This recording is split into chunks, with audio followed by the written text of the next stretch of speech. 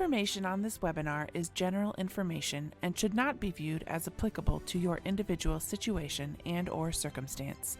We recommend that if you have questions on your individual situation, that you follow up with either your attorney or specific accountant.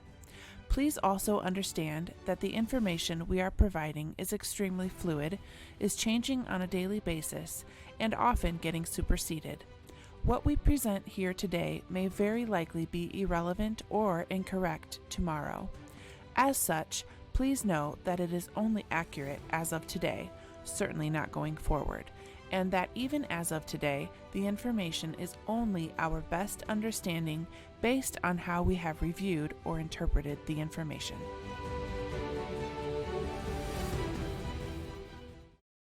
We're just going to jump right into it here today, and we're going to start talking about the Payroll Protection Plan Flexibility Act, which is just yet one more new guidance that came out that's causing all of us to pivot again and to either second guess or make changes again on what we may have already planned on doing.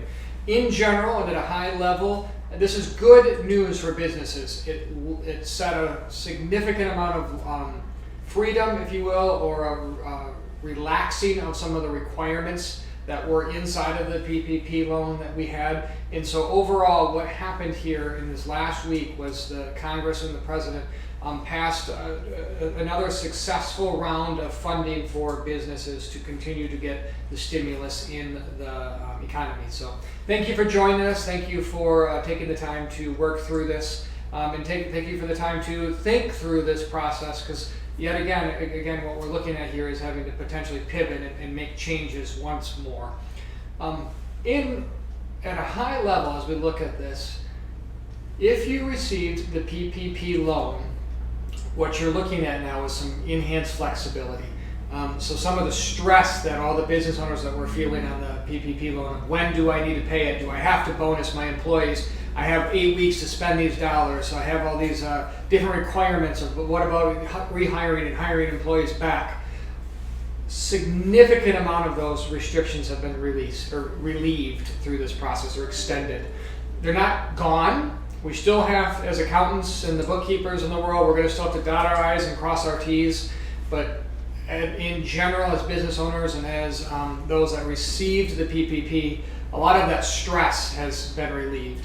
Essentially what happened here is they took it from being a loan that may or may not be forgiven, and maybe there's reductions or maybe not, and essentially said, we don't want these dollars back. It's going to be difficult now for a business to not have 100% forgiveness. Again, I'm an accountant when I'm saying this, and I'm detailed, and so I want you to know that we have to go through the processes to document everything and to make sure it's there. But what this legislation did is substantially change the intent to making sure that it's difficult to get the full amount to they want you to get the full amount to be forgiven. But if you have one takeaway from this presentation, know that through this new Flexibility Act, the PPP loan now essentially is 100% forgivable. I say that with caution, but I say that with excitement that as a business owner you can now move on and hopefully rely on your experts to get through this, but know that at the end of the day it's going to be forgiven, and that it allows you to move on and focus on reopening up and getting back into the regular business as well. So that's what we're going to be talking about today is this, the Payroll Flexibility Act that's out there. I'm going to go into a couple of the details for those that are watching and really so you can understand what did it do and how did it extend it. This is important to know those, but that's the primary focus of what we're going to be talking about. Before we jump into that, I do want to take a minute here to also talk about one other thing that a lot of businesses right now are working through, which is the EIDL loan. So that's the Economic Injury Disaster Loan. This is the second phase of that. I talked about it last week.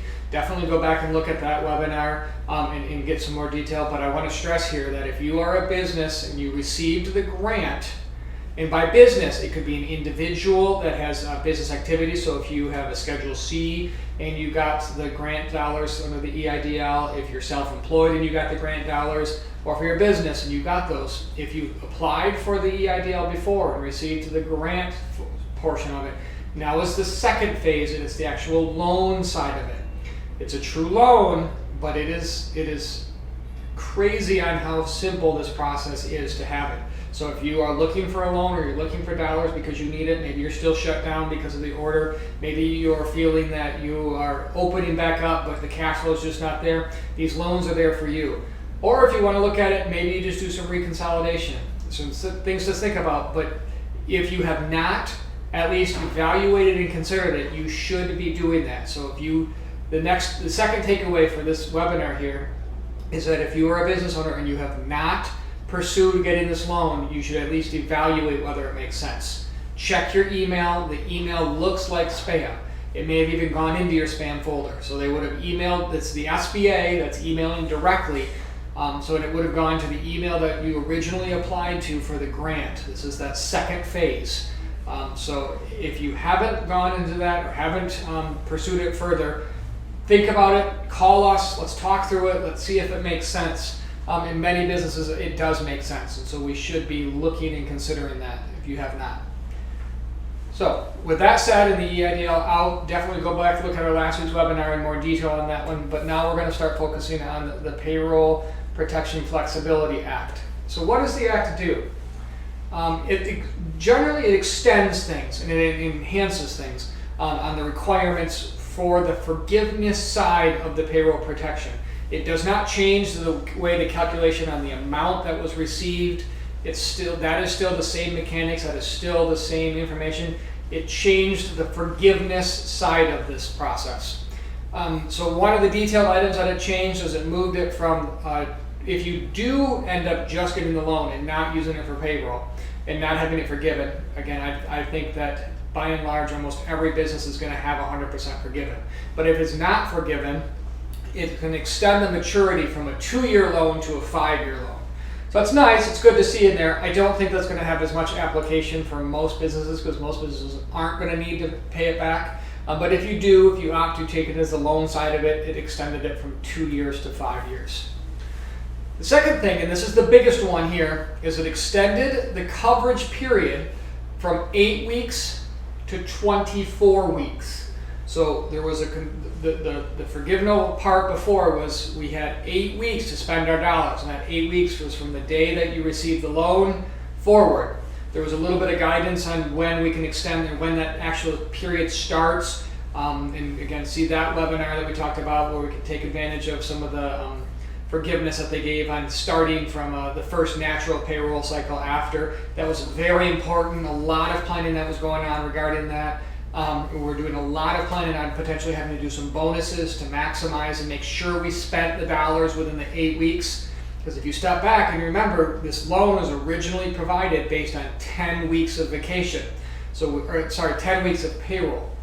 And so we were trying, that 10 weeks it was tougher to get within this 8-week period because we only had 8 weeks to spend it, and it was 8 weeks during when we were all shut down. Well, now we have 24 weeks to spend it. Now, there are certain industries that this is critical for, and who this was designed for were the restaurants that are just starting to open up, the hair salons that haven't even opened up yet, the cruise lines that aren't there. There's a few others, and I say cruise because most of them got totally different programs. But that's the idea. The idea here is for businesses that are still shut down. But by and large, many businesses had already come back. The construction industry is now back. Some of the other industries that got shut down are back and have been phased in. So the concern on this was that we're going to be able to spend the full amount of this loan and have it be forgiven by that 8 weeks. Well, the Congress came through and said they wanted to take that stipulation off. We now have 24 weeks to spend. I'm going to step back.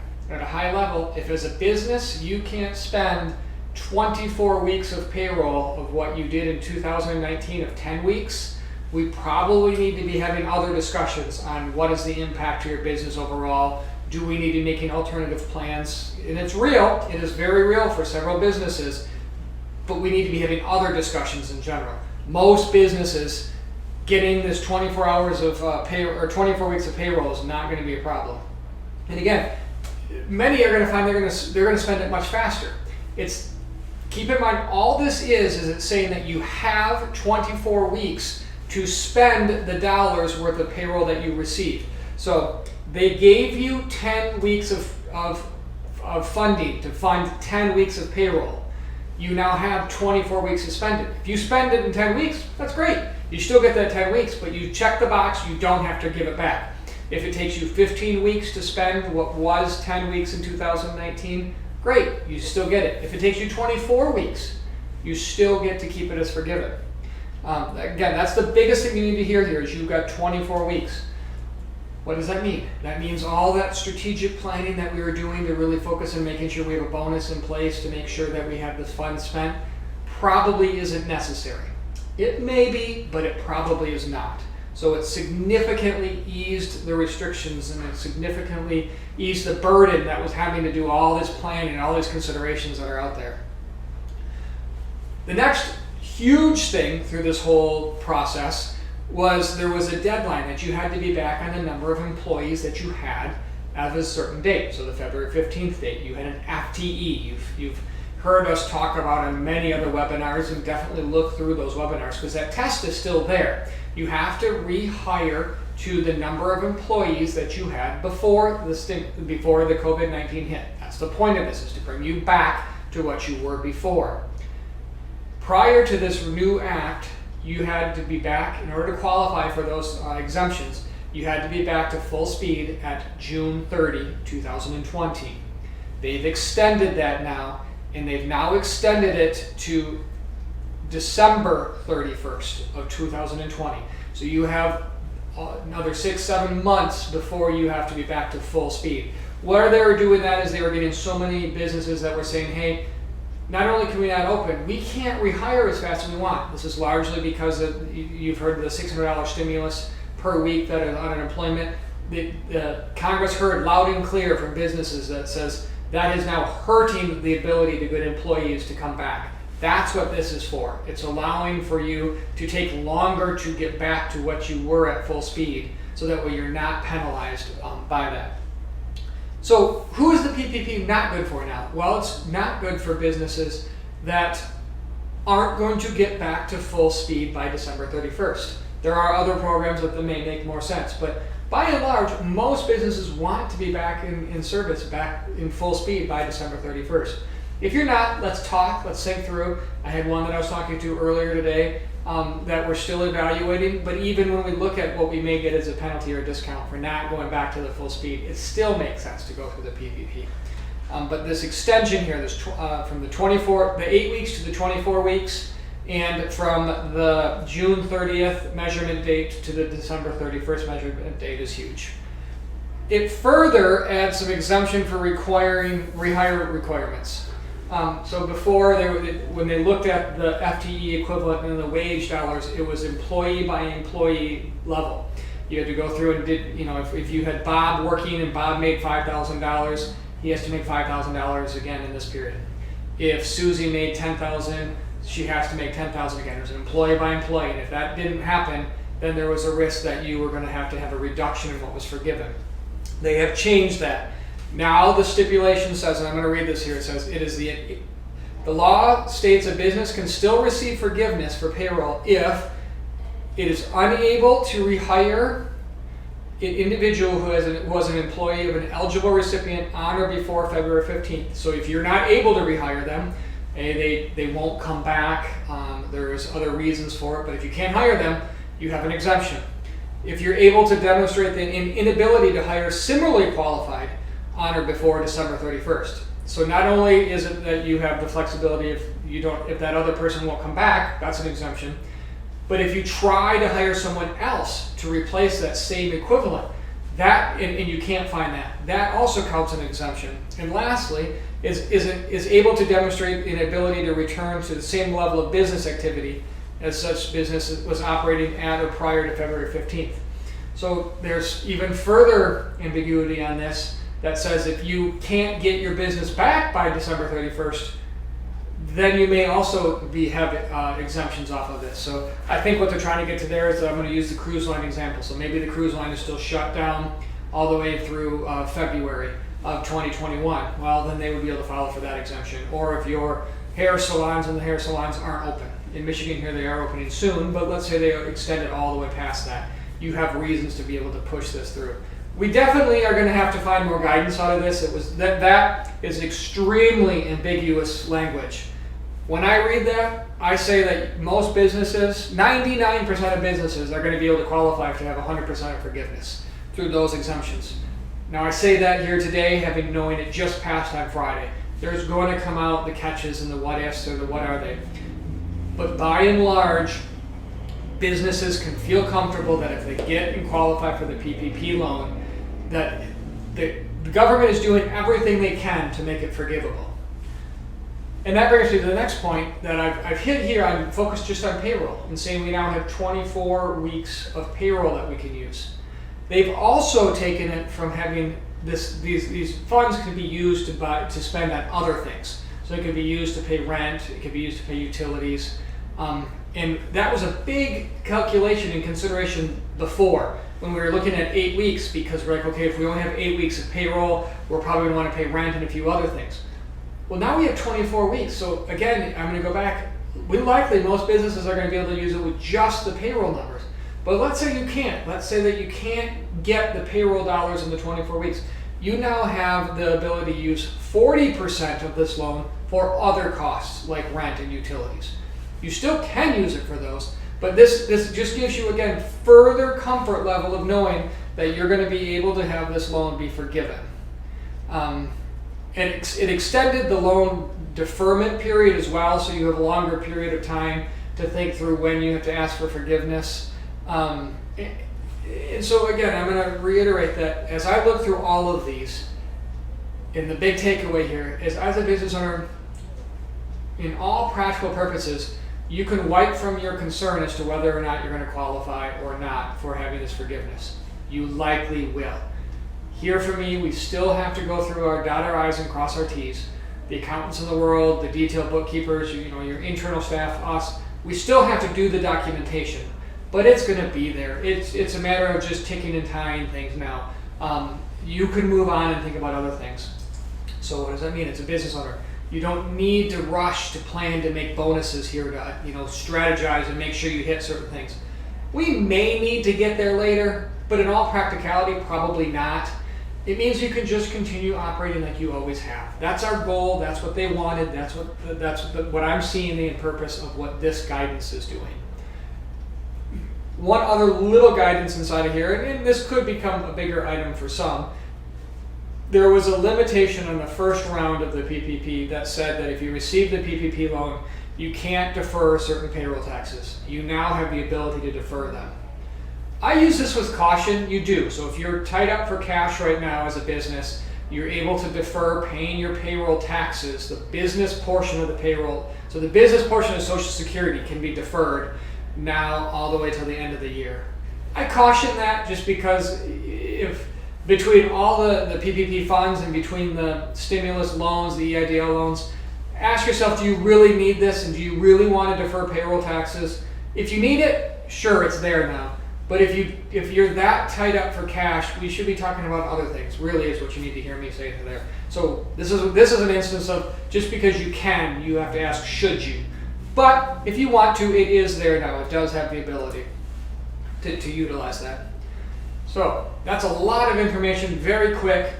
I'm keeping this quick because I'm trying to reiterate that while the details are there and while you're going to want to know those, we can talk through them, we can go through all the detailed items. But if you're listening to this, it's likely because you're the business owner that's trying to decide, do I pursue this? What do I have to worry about the PPP? Do I have to do bonuses? Do I have to do other things? And what you need to hear is that you don't need to. That stress is gone now.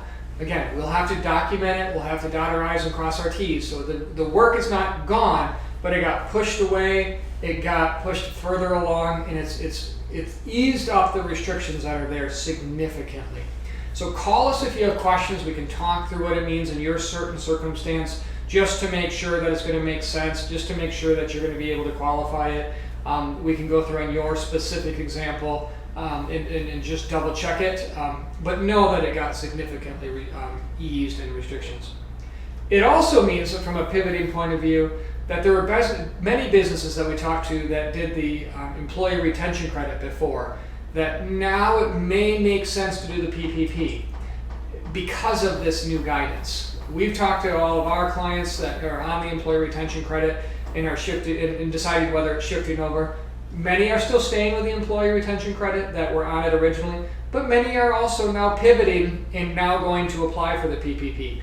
The funds are still available, they're still there. We are still working on those and applying for those loans. So it is available. So if you have not yet gone for the PPP because you were concerned whether or not you were going to be open, maybe you were a restaurant and you didn't know whether you were going to be open, or you were in the hospitality industry, or you were just in any other business, you weren't quite sure whether you'd be able to spend the 8 weeks worth of payroll that quick, and you didn't want to just get this loan just because. Well, you might be one that is going to make sense to maybe get it now, because now you have 24 weeks from now to spend it. So it's huge for those. So if you have not received a PPP loan, definitely give us a call and we can walk through to see if it makes sense to consider getting those now as well. So thank you for taking the time to listen through this, to walk through. Call us if you have questions. This is just one more example of just further information and further guidance coming out there, and we're yet again having to pivot and move from one plan to another plan. Many businesses, this just eased the process and made it better for you as the business owner. Those that hadn't had the PPP, let's consider it. Let's think about it. If you haven't gotten an EIDL loan, think about it. Go back and look at it. There are funds out there for you. I was talking to someone earlier today and said, if as a business, if you're feeling that you are strapped for cash right now, it's not for lack of incentives that are out there. You should have cash. That was the stimulus. It's amazing the amount of cash that is now going and being pumped into the system, that you should be fairly cash heavy right now. And if you're not, we need to be talking, because something's not happening, that you should be feeling fairly cash heavy right now to be able to come through and make it on this return back to work and return to normalcy. So we are definitely at that stage of the game, if you will, or the stage of the phases where we're now into the stimulus side of things. So we've made it through the emergency section, and now we're into the being able to stimulate and get the economy going again. And the intent is to have just a rush of cash. It is there. It is business owners are feeling comfortable. The cash is there. The dollars are there. If you're not feeling that, give us a call, because you should be. And if you do have that cash, use it wisely, spend it appropriately, and I think in the end, this hopefully will be something that we can look back at and feel that overall it was tough to go through, but the business has made it through and continued on to the next level.